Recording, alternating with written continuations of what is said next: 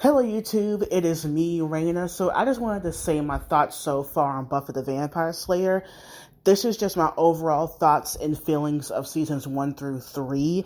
I think I have a good feeling of the show right now, considering people always say the show gets into its groove from like season 2 to season 3, and I think I agree with that. So far I can see why the show is iconic. Of course, I recognize all the characters. I know all the characters' names. It's kind of hard to not know that considering how the show has lived on, past its ending and everything. And I know a good chunk of the guest cast and the main cast, of course. But, just putting that aside, I truly do enjoy the show. It is up my alley. I'm really into, genre stuff, vampires and mystical creatures and, group of people fighting against them. So, of course, I enjoy that. I see a lot of influence of Buffy in a lot of shows nowadays, especially when it comes to supernatural shows, when it's led by a female character. A lot of shows has pinched from, this series so far, and I can see why it's one of the best. And to me, when it comes to a show like this, season 2 and season 3 are over 20 episodes, 22 episodes. And I feel like even with the quote unquote filler episodes, they matter. And the characters have their like solo episodes, and they're about characters who we care about. And to me, so far, and especially with the newer characters they've introduced, are really interesting, like Spike and Faith. Oz, I would say Oz is a good character. I like that they brought in like werewolves and stuff and everything. But I don't think he's had an episode by himself. I think for what his character is, he's fine. Nothing really to write home about. I think he's just a fine character. But as for the legendary Scooby Gang, I guess you can say, of course, I love Buffy. I love Willow. With Xander, at first I was kind of like, okay, I get the character shit. I know he's like, basically, unfortunately, I hate to say that, people know I'm going to say he's kind of a Josh Whedon, like, stand-in, or whatever.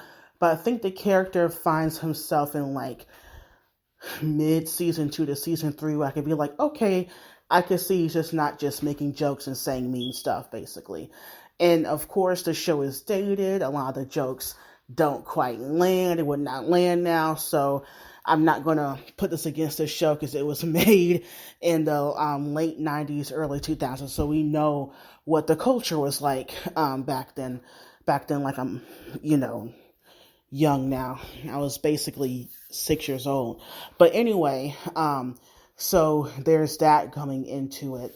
And basically on how they subvert, even back then for TV, how they subvert certain tropes of the mean girl with Cordelia. I mean, she's still her snappy self, but the way they subverted that, I think that was kind of a smart thing to do. The same thing with Faith a little bit, with Anya and everything.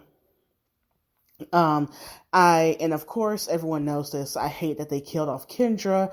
I thought that character had a longer lifespan. I did not know she was only in 3 episodes and that was it. I knew her character was going to get killed off, but I did not know it'll be in the same season. So that's, unfortunate. Once again, the show was made in a different time, but this, bringing in, black characters, to help the white characters, that's an ongoing thing that's been going on forever, and it's still going on till this day. So it's unfortunate that TV is moving on from that a little bit, but not as fast as I personally would like it to do. So there's that. And as for the villains of the show, I really do like how they've created these arc-long villains. Even though I feel like season 3s were a little bit too weak, with the mayor and then the, hate to say it, the black guy, I think was cut off way too early. Like, he was brought in to be a big deal, then he was just quickly killed off. And then the principal, and like I'll say once again, I know the show is of its time, but that CGI, that was hard to take seriously, to be quite honest. But what saves the show, even from, I can get past, shoddy CGI and kind of, little, hammy, villains if the characters are strong. Give me a wackadoodle, out of this world plot in a weird, wacky world. As long as the characters remain themselves and the relationships are strong, whether platonic or romantic or whatever, then I'm there. And I feel like that's the reason why Buffy has stayed relevant for so long, because the characters stay true to themselves and their relationships stay true to themselves, whether, something good is happening, something bad or sad or, really horrible happens. The characters, it feels, so far, I've only watched season 3, feels in character and feels like, oh, this is what their character would do. And I understand why that character made that decision, whether it's good or bad and everything. Even if, like I said, in my opinion, the big bad mayor in season 3 and the, really bad CGI monster did not work for me. I mean, I kind of felt threatened. I felt more threatened by Faith than him, to be quite honest, because I was more invested in her as a character than the mayor. He kind of felt like he was just talking too much. But to me, what really helped that was the students fighting with Buffy and, knowing that they had her back. And of course, with the whole naming her like the protector of, the school. And, I really did enjoy that, and it really helped with that and everything. And as for the romance and the shippy stuff, I know what y'all here for. I get it. I get all the ships. I get Buffy and Angel, Buffy and Spike. Willow and Oz, they're all right. I mean, they don't really delve into their relationship. It's fine for what it is right now, but I can't wait to get to, I know the whole entire show. I know how it ends. But, this is my first time watching every single episode. So I am just waiting, for, Willow and Tara to see how their story, I know how it ends, but to see them develop and everything. I get all the ships. Trust me, even Cordelia and Xander, that whole thing, I was surprised and not surprised. I was like, okay, I get it, but I don't get it. But then I get it. So they're back and forth. I understand. With a show like this, it's easy to really ship everybody because everybody, in my opinion, has chemistry. And I feel like there's, with Buffy at least, I like how it feels like so far in season 3, we got the whole journey of her and Angel together, and I know later on her and Spike, develop something. And to me, it feels like Buffy has a lot of agency in her story and what she wants to do, whether that be with her relationships, her life, her, stuff with, her mom and everything.